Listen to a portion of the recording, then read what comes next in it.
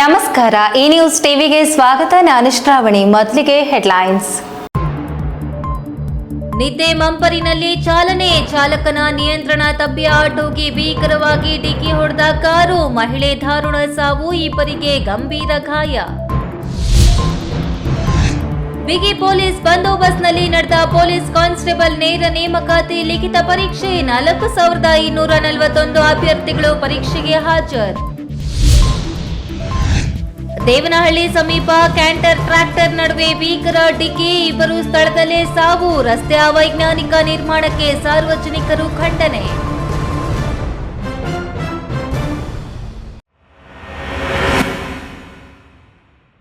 ವಾರ್ತೆಗಳ ವಿವರ. ಚಾಲಕನ ನಿಯಂತ್ರಣ ತಪ್ಪಿದ ಕಾರೊಂದು ಆಟೋಕ್ಕೆ ಡಿಕ್ಕಿ ಹೊಡೆದ ಪರಿಣಾಮ ಮಹಿಳೆಯೊಬ್ಬರು ಸ್ಥಳದಲ್ಲೇ ಸಾವನ್ನಪ್ಪಿ ಇಬ್ಬರಿಗೆ ಗಂಭೀರ ಸ್ವರೂಪದ ಗಾಯಗಳಾಗಿ ಆಸ್ಪತ್ರೆ ಸೇರಿರುವ ಘಟನೆ ಚಿಂತಾಮಣಿ ಗ್ರಾಮಾಂತರ ಪೊಲೀಸ್ ಠಾಣಾ ವ್ಯಾಪ್ತಿಯಲ್ಲಿ ಭಾನುವಾರ ಮಧ್ಯಾಹ್ನ ನಡೆದಿದೆ.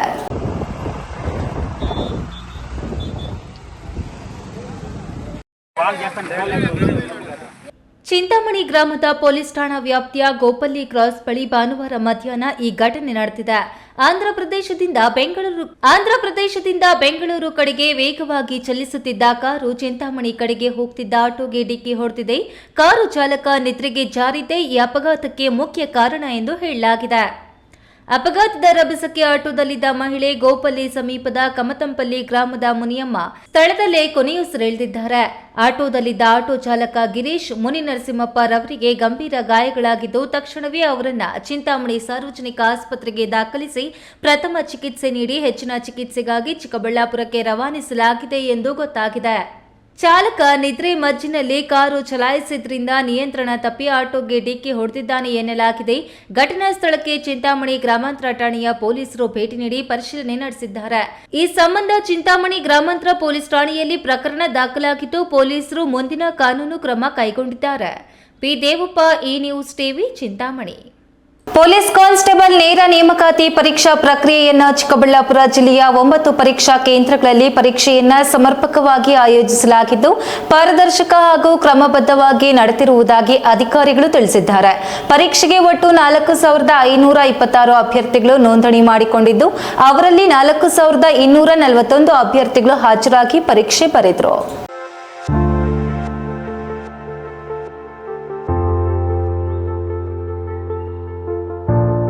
ಚಿಕ್ಕಬಳ್ಳಾಪುರ ಜಿಲ್ಲೆಯಲ್ಲಿ ಭಾನುವಾರ ನಡೆದ ಪೊಲೀಸ್ ಕಾನ್ಸ್ಟೇಬಲ್ ನೇರ ನೇಮಕಾತಿ ಲಿಖಿತ ಪರೀಕ್ಷೆಯು ಯಾವುದೇ ಅಡೆತಡೆಗಳಿಲ್ಲದೆ ಸುಗಮ ಹಾಗೂ ಶಾಂತಿಯುತವಾಗಿ ನಡೆಯಿತು.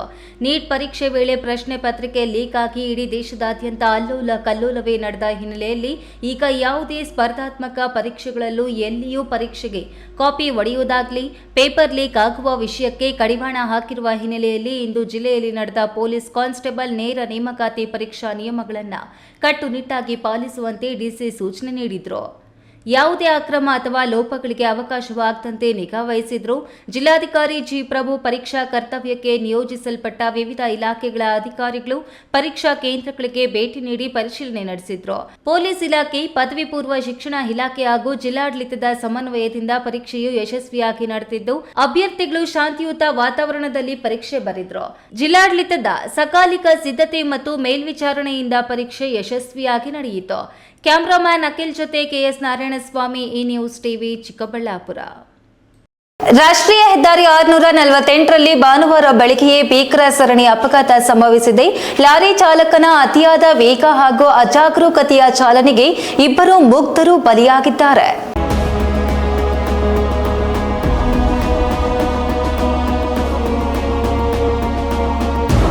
ದೇವನಹಳ್ಳಿ ತಾಲೂಕಿನ ವಿಶ್ವನಾಥಪುರ ಗ್ರಾಮದ ಸಮೀಪದ ರಾಷ್ಟ್ರೀಯ ಹೆದ್ದಾರಿ 648ರಲ್ಲಿ ಭಾನುವಾರ ಭೀಕರ ಸರಣಿ ಅಪಘಾತ ಸಂಭವಿಸಿ ಇಬ್ಬರು ಸ್ಥಳದಲ್ಲೇ ಮೃತಪಟ್ಟಿದ್ದಾರೆ.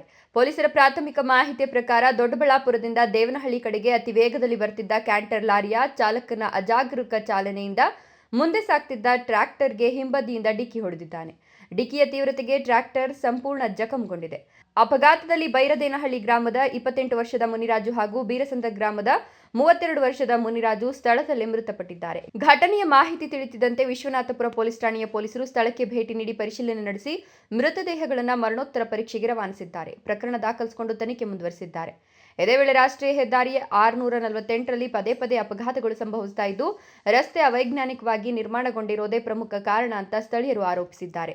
ಅಲ್ಲದೆ ಅಪಘಾತದ ಬಳಿಕ ಹೆದ್ದಾರಿ ನಿರ್ವಹಣಾ ಸಂಸ್ಥೆಯ ಕ್ರೇನ್ ತಡವಾಗಿ ಆಗಮಿಸಿದ್ದಕ್ಕೆ ಸಾರ್ವಜನಿಕರು ಆಕ್ರೋಶ ವ್ಯಕ್ತಪಡಿಸಿದ್ದಾರೆ. ಅಪಾಯಕಾರಿ ಸ್ಥಳಗಳಲ್ಲಿ ತಕ್ಷಣ ಸುರಕ್ಷತಾ ಕ್ರಮಗಳನ್ನು ಕೈಗೊಂಡು ರಸ್ತೆ ದೋಷಗಳನ್ನು ಸರಿಪಡಿಸಿ ಮುಂದಿನ ದಿನಗಳಲ್ಲಿ ಇಂತಹ ದುರ್ಘಟನೆಗಳು ಮರುಕಳಿಸದಂತೆ ಕ್ರಮ ಕೈಗೊಳ್ಳಬೇಕು ಅಂತ ಸ್ಥಳೀಯರು ಸಂಬಂಧಪಟ್ಟ ಅಧಿಕಾರಿಗಳನ್ನು ಒತ್ತಾಯಿಸಿದ್ದಾರೆ. ಏನಾಗಿದೆ ಅಂದರೆ ಮೊದಲು ಸಿಂಗಲ್ ರೋಡ್ ಇದ್ದಾಗ ಅಷ್ಟೇನು ಆಕ್ಸಿಡೆಂಟ್ಗಳಾಗ್ತಿರ್ಲಿಲ್ಲ. ಇತ್ತೀಚೆಗೆ ಏನಾಗಿದೆ ಫಾಸ್ಟ್ ರೋಡ್ ಆಗಿಬಿಟ್ಟು 3 ಲೈನ್ 4 ಲೈನ್ ಆಗಿರೋದ್ರಿಂದ ಯಾವುದೇ ಅಡ್ಡಿಗಳು ಇಲ್ಲ. ಸ್ಪೀಡಲ್ಲಿ ಹೋಯ್ತವೆ ಗಾಡಿಗಳು. 100ರಲ್ಲಿ ಹೋಗಿ ಅಂತ ಹೇಳ್ತಾರೆ. ಸ್ವಲ್ಪ ಇವರು ಹಾಕಿರ್ತಾರೆ 100ರಲ್ಲಿ ಹೋಗಬೇಕು, 60ರಲ್ಲಿ ಹೋಗ್ಬೇಕು, 20ರಲ್ಲಿ ಹೋಗ್ಬೇಕು ಅಂತೇಳಿ. ಬಟ್ ಯಾರೂ ಕೂಡ ಅದನ್ನು ಡ್ರೈವರ್ಗಳಿಗಾಗಲಿ ಸಾರ್ವಜನಿಕರಿಗಾಗಲಿ ಅದ್ರ ಬಗ್ಗೆ ಏನು ಅವೇರ್ನೆಸ್ ಮೂಡಿರಲ್ಲ. ಆದರೂ ಕೂಡ ಏನು ಮಾಡ್ತಾರೆ, ಬೆಳಗಿನ ಜಾವ ಬರ್ತಾರೆ. ಅಲ್ಲಿ ಆಕ್ಸಿಡೆಂಟ್ಗಳಾಗುವಂಥದ್ದು ಎಲ್ಲರಿಗೂ ಗೊತ್ತಿರುವಾಗ ಬೆಳಗಿನ ಜಾವ 2 ಗಂಟೆಯಿಂದ 4 ಗಂಟೆ, 4 ಗಂಟೆಯಿಂದ 6 ಗಂಟೆಗೆ ಜಾಸ್ತಿ ಇರೋದು ಅಂಥ ಆಕ್ಸಿಡೆಂಟ್ಗಳು. ಇಲ್ಲಿ ನಮ್ಮ ವಿಶ್ವನಾಥಪುರ ಪೊಲೀಸ್ ಲಿಮಿಟಲ್ಲಿ ತುಂಬ ಜಾಸ್ತಿ 2 ವೀಲರ್ಸ್ ಮತ್ತು 4 ವೀಲರ್ಸ್ ಆಗ್ತಿರ್ತವೆ, ಆಕ್ಸಿಡೆಂಟ್ಗಳಾಗ್ತಿರ್ತವೆ. ಆದರೂ ಕೂಡ ಮೊನ್ನೆಯೆಲ್ಲ ಸಬ್ ಇನ್ಸ್ಪೆಕ್ಟ್ರು ಈ ಸಂದರ್ಭದಲ್ಲಿ ಮತ್ತು ಸುತ್ತಮುತ್ತೂರುಗಳಲ್ಲೆಲ್ಲ ಅವರು ಕೂಡ ಕಮ್ಯುನಿಟಿಯಲ್ಲಿ ಹೋಗಿ ಅವೇರ್ನೆಸ್ ಕೊಡ್ತಿರ್ತಾರೆ ಸೇಫ್ಟಿಗಳ ಬಗ್ಗೆ. ಆದರೂ ಕೂಡ ಜನಗಳಿಗೆ ಯಾಕೋ ಅದ್ರ ಬಗ್ಗೆ ಇನ್ನೂ ಅರಿವು ಮೂಡ್ದಂಗೆ ಕಾಣ್ತಾ ಇಲ್ಲ. ಅಪಘಾತ ಬಂದು ಬೀರ್ ಸಂದರ್ಭದ ಹುಡುಗರಿಬ್ಬರು, ಅವ್ರು ನಮ್ಮ ರಿಲೇಷನ್ ಆಗಿ ಚಿಕ್ಕಪ್ಪ, ಹೆಸರು ಮುನಿರಾಜ ಅಂತೇಳಿ ಅವನ ಹೆಸರು ಇರಬೇಕು. ಮುನಿರಾಜನೇ ಅವನ ಹೆಸರು. ಅವ್ನು ಲೋಡ್ಗೆ ಹೋಗೋದಕ್ಕೆ ಯಾವಾಗ ಕಲ್ಲು ಹೊಡಿತಾನೆ. ಅವನು ಬೆಳಿಗ್ಗೆ ಲೋಡ್ಗೆ ಹೋಗಿರ್ತಾನೆ. ಲೋಡ್ಗೆ ಹೋದಾಗ ಹಿಂದೆಯಿಂದ ಯಾವುದೋ ಬಂದ ಗಾಡಿ ಹೊಡೆದಿರೋದು. ಇಬ್ಬರು ಸ್ಪಾಟ್ ಆಗಿದ್ದಾರೆ ಅಂತ ಹೇಳಿದ್ರೆ, ಇನ್ನೊಬ್ರು ಯಾರು ಅಂತ ಗೊತ್ತಿಲ್ಲ. ಹೈದರ್ ಸಾಬ್, ಈ ನ್ಯೂಸ್ ಟಿವಿ, ದೇವನಹಳ್ಳಿ. ಇದೀಗ ವಿರಾಮದ ನಂತರ ಈ ನ್ಯೂಸ್ ಟಿವಿ ಮುಂದುವರಿಯುತ್ತದೆ. ಖ್ಯಾತ ಶಸ್ತ್ರಚಿಕಿತ್ಸಾ ತಜ್ಞ ಡಾಕ್ಟರ್ ಪ್ರಶಾಂತ್ ಮೂರ್ತಿ ಸಾರಥ್ಯದಲ್ಲಿ ಆರಂಭಗೊಂಡಿದೆ ಅತ್ಯಾಧುನಿಕ ಸೌಲಭ್ಯಗಳನ್ನು ಒಳಗೊಂಡ ದಿನದ 24 ಗಂಟೆಗಳ ಕಾಲ ಕಾರ್ಯನಿರ್ವಹಿಸುತ್ತಿರುವ ಅಭಯ ಆಸ್ಪತ್ರೆಯಲ್ಲಿ ಎಲ್ಲಾ ರೀತಿಯ ಚಿಕಿತ್ಸೆಗಳು ಲಭ್ಯ. ಗುಣಮಟ್ಟದ ಆರೋಗ್ಯ ಸೇವೆಯನ್ನು ಕೈಗೆಟುಕುವ ದರದಲ್ಲಿ ಒದಗಿಸುವುದು ನಮ್ಮ ಧ್ಯೇಯ. ಚಿಕ್ಕಬಳ್ಳಾಪುರ ಜಿಲ್ಲೆಯಲ್ಲಿ ಆರಂಭಗೊಂಡಿರುವ ಈ ಆಸ್ಪತ್ರೆಯಲ್ಲಿ ಈ ಕೆಳಕಂಡ ಚಿಕಿತ್ಸೆಗಳು ಲಭ್ಯ: ತುರ್ತು ಸೇವೆ, ಜನರಲ್ ಮೆಡಿಸಿನ್, ಜನರಲ್ ಸರ್ಜರಿ, ಮಕ್ಕಳ ತಜ್ಞ ವೈದ್ಯರ ಸೇವೆ, ಎಂಡೋಸ್ಕೋಪಿ, ಮೂಳೆ ರೋಗ ತಜ್ಞರ ಸೇವೆ, ಸ್ತ್ರೀರೋಗ ತಜ್ಞರ ಸೇವೆ, gastro enterology, CT scanning, ultrasound ಹಾಗೂ ಪ್ರಯೋಗಾಲಯ ಸೇವೆಗಳು ಲಭ್ಯವಿದೆ. ಭಾರತದ ಪ್ರತಿಷ್ಠಿತ ದ್ವಿಚಕ್ರ ವಾಹನಗಳಲ್ಲಿ ಒಂದಾದ ಹೀರೋ ಬೈಕ್ಗಳು ಚಿಕ್ಕಬಳ್ಳಾಪುರ ಜಿಲ್ಲೆಯಲ್ಲಿ ಲಭ್ಯ. ಉದ್ಯಮಿ ಅಧಿಕೃತ ಡೀಲರ್ ಲಕ್ಷ್ಮೀನಾರಾಯಣ್ ಸಾರಥ್ಯದಲ್ಲಿ ಆರಂಭವಾಗಿರುವ ಶೋರೂಮ್ ಹಲವು ವೈಶಿಷ್ಟ್ಯತೆಗಳಿಂದ ಕೂಡಿದೆ. ಹೀರೋ ಕಂಪನಿಯ ಬೈಕ್ಗಳ ಅಧಿಕೃತ ಮಾರಾಟಗಾರರು ಮತ್ತು ಸರ್ವಿಸ್ ಸೆಂಟರ್ ಸೇವೆಗಳು ಚಿಕ್ಕಬಳ್ಳಾಪುರದಲ್ಲಿ ಈಗ ಲಭ್ಯ. ವಿಳಾಸ: ವಿಶಾಲ್ ಮಾರ್ಟ್ ಮುಂಭಾಗ, ಬೇಬಿ ರಸ್ತೆ, ಚಿಕ್ಕಬಳ್ಳಾಪುರ. ವಿರಾಮದ ನಂತರ ಈ ನ್ಯೂಸ್ ಟಿವಿಗೆ ಸ್ವಾಗತ. ಕಳೆದ 5 ವರ್ಷಗಳಿಂದ ಬಿಕಾಂ ಬಿಸಿಎ ಪದವಿ ಪಡೆಯಲು ಶ್ರಮಿಸಿದ ವರ್ಷಗಳ ಸಾರ್ಥಕ ದಿನ ಪದವಿ ಪ್ರದಾನ ಸಮಾರಂಭ. ಈಗ ನೀವು ಜೀವನ ರೂಪಿಸಿಕೊಳ್ಳಲು ಅರ್ಹತೆ ಪಡೆದ ಹಂತವನ್ನ ತಲುಪಿದ್ದೀರಿ. ಮುಂದೆ ಸ್ನಾತಕೋತ್ತರ ಪದವಿಗೆ ಹೋಗಬಹುದು, ಇಲ್ಲವೇ ಸ್ಪರ್ಧಾತ್ಮಕ ಪರೀಕ್ಷೆ ಬರೆದು ಜಾಬ್ ಗಿಟ್ಟಿಸಿಕೊಳ್ಳಬಹುದು ಎಂದು ಬೆಂಗಳೂರು ಉತ್ತರ ವಿವಿ ಕುಲಪತಿ ಡಾಕ್ಟರ್ ಬಿಕೆ ರವಿ ಆಶಿಸಿದ್ರು.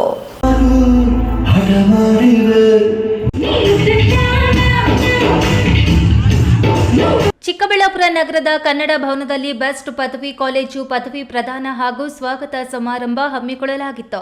ಸಮಾರಂಭವನ್ನು ಬೆಂಗಳೂರು ಉತ್ತರ ವಿಶ್ವವಿದ್ಯಾಲಯ, ಕೋಲಾರ ಡಾಕ್ಟರ್ ಬಿಕೆ ರವಿ ಶಿಡ್ಲಘಟ್ಟ ಸರ್ಕಾರಿ ಪದವಿ ಕಾಲೇಜು ಇತಿಹಾಸ ಪ್ರಾಧ್ಯಾಪಕ doctor Shafi Ahmed, Balaji educational and social trust ಅಧ್ಯಕ್ಷೆ ಕವಿತಾ ರಘುನಾಥ್ ಉದ್ಘಾಟಿಸಿದರು. ಉದ್ಘಾಟನಾ ಭಾಷಣ ಮಾಡಿದ ಡಾಕ್ಟರ್ ಬಿಕೆ ರವಿ, ಪದವಿ ಪಡೆದ ವಿದ್ಯಾರ್ಥಿ ಅವನ ಜೀವನ ಕಟ್ಟಿಕೊಳ್ಳಲು ಅರ್ಹತೆ ಪಡೆಯುತ್ತಾನೆ. ಆನಂತರ ಅವನು ಸ್ವಂತ ಉದ್ಯೋಗಿಯಾಗಿಯೂ ಸ್ಪರ್ಧಾತ್ಮಕ ಪರೀಕ್ಷೆ ಬರೆದು ಉದ್ಯೋಗ ಹುಡುಕಿಕೊಳ್ಳಬಹುದು. ಇಲ್ಲ ಉನ್ನತ ಶಿಕ್ಷಣ ಪಡೆಯುವ ಇರಾದೆ ಇದ್ದರೆ ಮಾಸ್ಟರ್ ಡಿಗ್ರಿ ಪಡೆಯಬಹುದು ಎಂದರು. ಪದವಿಗಳನ್ನು ಪಡೆದು ಮುಂದೆ ನಿಮ್ಮ ಜೀವನವನ್ನು ರೂಪಿಸ್ಕೊಳ್ಳಿಕ್ಕೆ ಹೊಸ ಅಧ್ಯಾಯ ನಿಮ್ಮ ಜೀವನದಲ್ಲಿ ಆರಂಭ ಆಗುತ್ತೆ. ಯಾರೇ ಒಬ್ಬ ವ್ಯಕ್ತಿಯ ಜೀವನದಲ್ಲಿ ಪದವಿ ಪಡೀತಕ್ಕಂಥದ್ದು ಜೀವನದ ಒಂದು ಹಂತ. ಇಷ್ಟು ದಿವಸ ನೀವು PUC ಮಾಡಿದ್ರಿ, ಗ್ರ್ಯಾಜುಯೇಷನ್ ಓದೋ ಸಂದರ್ಭದಲ್ಲಿ ವಿದ್ಯಾರ್ಥಿಗಳಾಗಿದ್ದಿರಿ. ಬೆಂಗಳೂರು ಉತ್ತರ ವಿಶ್ವವಿದ್ಯಾಲಯ ನಿಮ್ಗೆ ಅಧಿಕೃತವಾಗಿ ಪದವಿ ಕೊಟ್ಟ ನಂತರ ಈಗಾಗಲೇ ನಿಮ್ಮ ಕಾಲೇಜು ಇವತ್ತು ನಿಮಗೆ ಕೊಟ್ಬಿಡುತ್ತೆ ಅಧಿಕೃತವಾಗಿ. ಬೆಂಗಳೂರು ಉತ್ತರ ವಿಶ್ವವಿದ್ಯಾಲಯ ನಿಮಗೆ ಪದವಿ ಕೊಟ್ಟ ದಿನದಿಂದ ನೀವೆಲ್ಲರೂ ಕೂಡ ಪದವೀಧರ ಆಗ್ತೀರಿ. ನಂತರ ನೀವು ಸ್ನಾತಕೋತ್ತರ ಪದವಿಯನ್ನು ಮುಂದುವರಿಸ್ತೀರೋ, ಬೇರೆ ಬೇರೆ ಕ್ಷೇತ್ರಗಳಿಗೆ ಪ್ರವೇಶ ಮಾಡ್ತಿರೋ, ಸ್ಪರ್ಧಾತ್ಮಕ ಪರೀಕ್ಷೆಗಳಿಗೆ ಮಾಡ್ತಿರೋ, ನಿಮ್ಮ ಜೀವನವನ್ನು ಹೇಗೆ ರೂಪಿಸ್ತಿರೋ ಅದು ಎಲ್ಲ ನೀವು ಹೆಚ್ಚು ಯೋಚನೆ ಮಾಡಿ ಆ ಬಗ್ಗೆ ನೀವು ತೀರ್ಮಾನ ಕೈಗೊಳ್ಳಬೇಕು. ಪದವಿ ಪ್ರದಾನ ಸಮಾರಂಭಕ್ಕೆ ಮೆರುಗು ನೀಡಲು ಪ್ರದರ್ಶಿಸಿದ ಸಾಂಸ್ಕೃತಿಕ ಕಾರ್ಯಕ್ರಮಗಳು ಕಣ್ಮನ ಸೆಳೆದ್ವು. ಈ ವೇಳೆ ಬೆಸ್ಟ್ ಕಾಲೇಜು ಪ್ರಾಂಶುಪಾಲ ಡಾಕ್ಟರ್ ರಘುನಾಥ್, ನಿರ್ದೇಶಕ ರಾಮಯ್ಯ, ಶಿಕ್ಷಣ ಮಹಾವಿದ್ಯಾಲಯದ ಉಪನ್ಯಾಸಕ ಪ್ರೊಫೆಸರ್ ಶಂಕರ್ ಇತರರು ವೇದಿಕೆಯಲ್ಲಿ ಇದ್ದರು. ಕ್ಯಾಮರಾಮ್ಯಾನ್ ಅಖಿಲ್ ಜೊತೆ KS Narayanaswamy, news TV, Chikkaballapur.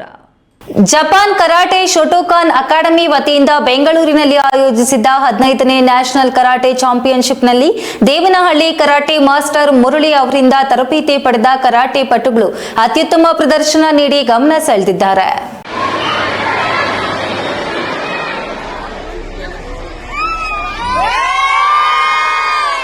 15ನೇ national karate ಚಾಂಪಿಯನ್ಶಿಪ್ನಲ್ಲಿ ದೇವನಹಳ್ಳಿ ಕರಾಟೆ ಪಟುಗಳ ತಂಡವು ಒಟ್ಟು 30 ಚಿನ್ನದ ಪದಕ, 5 ಬೆಳ್ಳಿ ಪದಕ, 5 ಕಂಚಿನ ಪದಕ ಹಾಗೂ 1 ಚಾಂಪಿಯನ್ ಟ್ರೋಫಿ ಗೆದ್ದು ಗಮನಾರ್ಹ ಸಾಧನೆ ಮಾಡಿದೆ. ಕಠಿಣ ಸ್ಪರ್ಧೆಯ ನಡುವೆಯೂ ವಿವಿಧ ವಿಭಾಗಗಳಲ್ಲಿ ಉತ್ತಮ ಪ್ರದರ್ಶನ ನೀಡಿದ ಕರಾಟೆ ಪಟುಗಳು ದೇವನಹಳ್ಳಿ ತಾಲೂಕಿಗೆ ಹೆಮ್ಮೆ ತಂದಿದ್ದಾರೆ.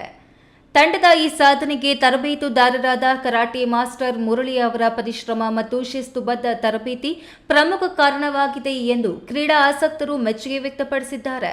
ದೇವನಹಳ್ಳಿ ತಾಲೂಕು ಹಾಗೂ ಬೆಂಗಳೂರು ಗ್ರಾಮಾಂತರ ಜಿಲ್ಲೆಯ ಕ್ರೀಡಾಪಟುಗಳು, ಕ್ರೀಡಾ ಅಭಿಮಾನಿಗಳು ಮತ್ತು ವಿವಿಧ ಸಂಘ ಸಂಸ್ಥೆಗಳ ಮುಖಂಡರು ವಿಜೇತ ಕರಾಟೆ ಪಟುಗಳು ಹಾಗೂ ತರಬೇತುದಾರ ಮುರಳಿ ಅವರಿಗೆ ಅಭಿನಂದನೆ ಸಲ್ಲಿಸಿ ಮುಂದಿನ ದಿನಗಳಲ್ಲಿ ಇನ್ನಷ್ಟು ರಾಷ್ಟ್ರೀಯ ಮತ್ತು ಅಂತಾರಾಷ್ಟ್ರೀಯ ಮಟ್ಟದಲ್ಲಿ ಸಾಧನೆ ಮಾಡುವಂತೆ ಶುಭ ಹಾರೈಸಿದ್ದಾರೆ. ಹೈದರ್ ಸಾಬ್, ಈ ನ್ಯೂಸ್ ಟಿವಿ, ದೇವನಹಳ್ಳಿ. ದೇಶದಾದ್ಯಂತ ಲಕ್ಷಾಂತರ ಭಕ್ತರನ್ನ ಹೊಂದಿರುವ ನಡೆದಾಡುವ ದೇವರು ಎಲ್ಲವನ್ನೂ ಉಚಿತವಾಗಿಯೇ ನೀಡಿ ವಿಶ್ವದ ಗುರು ಎನಿಸಿಕೊಂಡಿರುವ ಸತ್ಯಸಾಯಿ ಗ್ರಾಮದ ಸದ್ಗುರು ಶ್ರೀ ಮಧುಸೂದನ ಸಾಯಿ ಮೊದಲ ಬಾರಿಗೆ ತಮ್ಮ ಆಶ್ರಮದಿಂದ ಹೊರಗಡೆ ಜನರಿಗೆ ದರ್ಶನ ನೀಡಿ ಸಂವಾದದಲ್ಲಿ ತೊಡಗಿಸಿಕೊಂಡಿದ್ದಾರೆ. ಚಿಕ್ಕಬಳ್ಳಾಪುರ ನಗರದ ಹರ್ಷೋದಯ ಕಲ್ಯಾಣ ಮಂಟಪದಲ್ಲಿ ನಡೆಯುತ್ತಿರುವ ಸಂವಾದಕ್ಕೆ ಹಲವಾರು ಜನಪ್ರತಿನಿಧಿಗಳು, ಸಂಘ ಸಂಸ್ಥೆ ಹಾಗೂ ಸಮಾಜ ಸೇವಕರು ಅವರ ದರ್ಶನಕ್ಕೆ ಕಾಯ್ತಿದ್ದಾರೆ.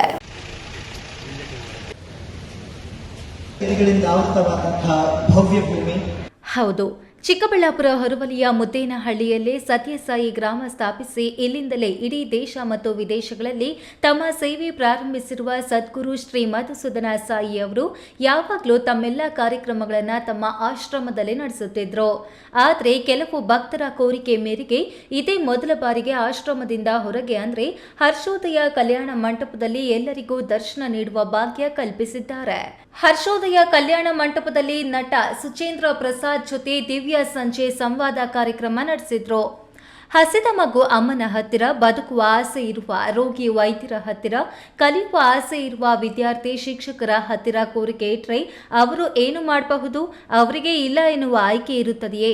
ಅದೇ ರೀತಿ ನನಗೂ ಸೇವಾ ಚಟುವಟಿಕೆ ಬಿಟ್ಟರೆ ಬೇರೆ ಆಯ್ಕೆ ಇಲ್ಲ ಎಂದು ಒನ್ ವರ್ಲ್ಡ್ ಒನ್ ಫ್ಯಾಮಿಲಿ ಮಿಷನ್ನ ಸಂಸ್ಥಾಪಕ ಸದ್ಗುರು ಶ್ರೀ ಮಧುಸೂದನ ಸಾಯಿ ಹೇಳಿದರು.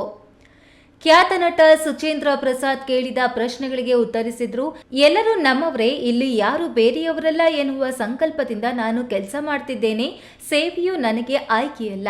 ತಾಯಿಗೆ ಮಗುವಿನ ಬಗ್ಗೆ ಇರುವಂಥದ್ದೇ ಪ್ರೇಮ, ನಿಸ್ವಾರ್ಥ ಮನೋಭಾವದಿಂದ ನಾನು ಕಾರ್ಯನಿರ್ವಹಿಸುತ್ತಿದ್ದೇನೆ ಎಂದು ತಮ್ಮ ನಿಲುವನ್ನ ಪುನರುಚ್ಚರಿಸಿದ್ರು.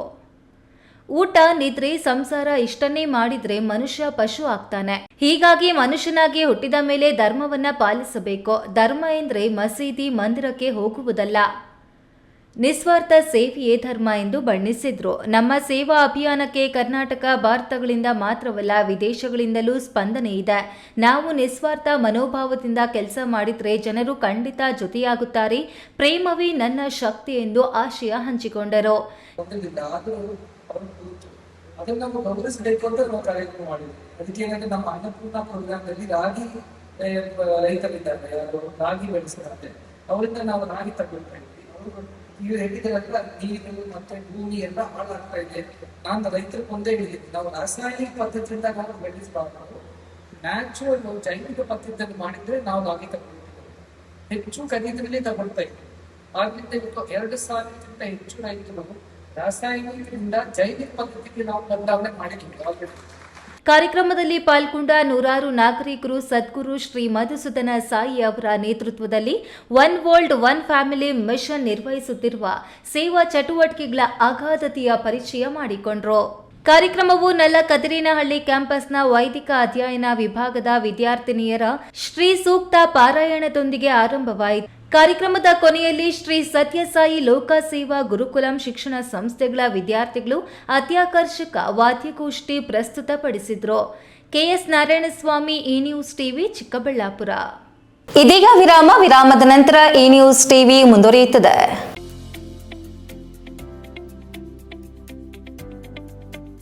ಶಾಂತ ಸಮೂಹ ಶಿಕ್ಷಣ ಸಂಸ್ಥೆಗಳು ಪೇರೆಸಂದ್ರ, ಚಿಕ್ಕಬಳ್ಳಾಪುರ.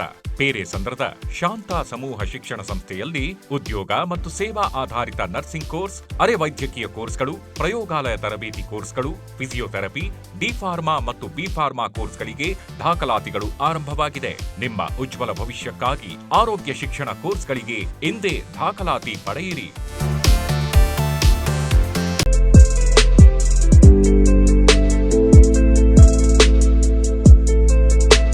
ಜೀವನ್ ಆಸ್ಪತ್ರೆ, ಬಿಬಿ ರಸ್ತೆ, ಚಿಕ್ಕಬಳ್ಳಾಪುರ.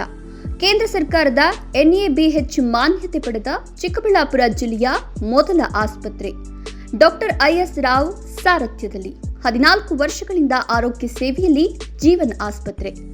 15,000ಕ್ಕೂ ಹೆಚ್ಚು ಹೆರಿಗೆ ಮಾಡಿಸಿರುವ ಖ್ಯಾತ ಪ್ರಸೂತಿ ತಜ್ಞ ಡಾಕ್ಟರ್ IS ರಾವ್ ನೇತೃತ್ವದಲ್ಲಿ ತಜ್ಞ ವೈದ್ಯರು, ವೈದ್ಯಕೀಯ ಪರಿಣಿತ ಸಿಬ್ಬಂದಿಯೊಂದಿಗೆ ದಿನದ 24 ಗಂಟೆಯೂ ಯಶಸ್ವಿಯಾಗಿ ಕಾರ್ಯನಿರ್ವಹಿಸುತ್ತಿರುವ 50 ಹಾಸಿಗೆಗಳ ಜೀವನ್ ಆಸ್ಪತ್ರೆ ಸಾರ್ವಜನಿಕರ ವಿಶ್ವಾಸಾರ್ಹತೆಗೆ ಪಾತ್ರವಾಗಿದೆ. ಈ ಆಸ್ಪತ್ರೆಯಲ್ಲಿ ಪ್ರಸೂತಿ ತಜ್ಞರು, ಮಕ್ಕಳ ತಜ್ಞ ವೈದ್ಯರು, ಜನರಲ್ ಫಿಸಿಷಿಯನ್, ಶಸ್ತ್ರಚಿಕಿತ್ಸಾ ತಜ್ಞರು, ಮೂಳೆ ವೈದ್ಯರು, ENT ತಜ್ಞರು, ಮೂತ್ರಕೋಶ ತಜ್ಞರು ಹಾಗೂ ನರರೋಗ ತಜ್ಞರ ಸೇವೆ ಲಭ್ಯ ಇದೆ. ಸುಸಜ್ಜಿತವಾದ ಆಪರೇಷನ್ ಕೊಠಡಿಗಳು, ನವಜಾತ ಶಿಶುಗಳಿಗಾಗಿ ತೆರೆದಿರುವ NICUನಲ್ಲಿ ತಜ್ಞ ಮಕ್ಕಳ ವೈದ್ಯರ ಸೇವೆ, CT ಸ್ಕ್ಯಾನ್, ಅತ್ಯಾಧುನಿಕ ಪ್ರಯೋಗಾಲಯ, ಔಷಧಾಲಯ ಸೇವೆಗಳು ದಿನದ 24 ಗಂಟೆಯೂ ಲಭ್ಯ. ಗುಣಮಟ್ಟದ ವೈದ್ಯಕೀಯ ಸೇವೆ ನಮ್ಮ ಆದ್ಯತೆ. ವಿರಾಮದ ನಂತರ ಈ ನ್ಯೂಸ್ ಟಿವಿಗೆ ಮತ್ತೆ ಸ್ವಾಗತ. ಇದೀಗ ಸಂಕ್ಷಿಪ್ತ ಸುದ್ದಿಗಳು. ಕಾರ್ಗಿಲ್ ವಿಜಯ್ ದಿವಸ್, ಕಾರ್ಗಿಲ್ ವಿಜಯೋತ್ಸವದ ಪ್ರಯುಕ್ತ ಕೋಲಾರದಲ್ಲಿ ವೀರ ಯೋಧರಿಗೆ ಗೌರವ ನಮನ ಸಲ್ಲಿಸುವ ಹಾಗೂ ದೇಶಭಕ್ತಿ ಮೂಡಿಸುವ ಕಾರ್ಯಕ್ರಮಗಳನ್ನು ಹಮ್ಮಿಕೊಳ್ಳಲಾಯಿತು. ಕಾರ್ಯಕ್ರಮಕ್ಕೆ ಅಪರ ಜಿಲ್ಲಾಧಿಕಾರಿ ಮಂಗಳ ಯುದ್ಧದಲ್ಲಿ ಮಡಿದ ವೀರ ಯೋಧರಿಗೆ ಪುಷ್ಪ ನಮನ ಸಲ್ಲಿಸಿದರು. ಭಾರತೀಯ ಸೇನೆಯು ಆಪರೇಷನ್ ವಿಜಯ್ ಮೂಲಕ ಪಾಕಿಸ್ತಾನಿ ಆಕ್ರಮಣಕಾರರನ್ನು ಹಿಮ್ಮೆಟ್ಟಿಸಿ ಕಾರ್ಗಿಲ್ ಶಿಖರಗಳಲ್ಲಿ ವಿಜಯ ಪತಾಕೆ ಹಾರಿಸಿತು. ಈ ಐತಿಹಾಸಿಕ ದಿನವನ್ನು ದೇಶಾದ್ಯಂತ ವಿಜಯೋತ್ಸವವಾಗಿ ಆಚರಿಸಲಾಗುತ್ತದೆ. ಇದರ ಅಂಗವಾಗಿ ಮಾಜಿ ಯೋಧರ ಟ್ರಸ್ಟ್ ವತಿಯಿಂದ ಗಣ್ಯರನ್ನ ಸನ್ಮಾನಿಸಲಾಯಿತು. ಯುದ್ಧದಲ್ಲಿ ಭಾಗವಹಿಸಿದ ಯೋಧರ ತಮ್ಮ ಅಭಿಪ್ರಾಯ ವ್ಯಕ್ತಪಡಿಸಿದರು. ಕೊನೆಯದಾಗಿ ಮತ್ತೊಮ್ಮೆ ಹೆಡ್ಲೈನ್ಸ್. ನಿದ್ದೆ ಮಂಪರಿನಲ್ಲಿ ಚಾಲನೆ, ಚಾಲಕನ ನಿಯಂತ್ರಣ ತಪ್ಪಿ ಆಟೋಗೆ ಭೀಕರವಾಗಿ ಡಿಕ್ಕಿ ಹೊಡೆದ ಕಾರು, ಮಹಿಳೆ ದಾರುಣ ಸಾವು, ಇಬ್ಬರಿಗೆ ಗಂಭೀರ ಗಾಯ. ಬಿಗಿ ಪೊಲೀಸ್ ಬಂದೋಬಸ್ತ್ನಲ್ಲಿ ನಡೆದ ಪೊಲೀಸ್ ಕಾನ್ಸ್ಟೇಬಲ್ ನೇರ ನೇಮಕಾತಿ ಲಿಖಿತ ಪರೀಕ್ಷೆ, 4,241 ಅಭ್ಯರ್ಥಿಗಳು ಪರೀಕ್ಷೆಗೆ ಹಾಜರು. ದೇವನಹಳ್ಳಿ ಸಮೀಪ ಕ್ಯಾಂಟರ್ ಟ್ರ್ಯಾಕ್ಟರ್ ನಡುವೆ ಭೀಕರ ಡಿಕ್ಕಿ, ಇಬ್ಬರು ಸ್ಥಳದಲ್ಲೇ ಸಾವು, ರಸ್ತೆ ಅವೈಜ್ಞಾನಿಕ ನಿರ್ಮಾಣಕ್ಕೆ ಸಾರ್ವಜನಿಕರು ಖಂಡನೆ.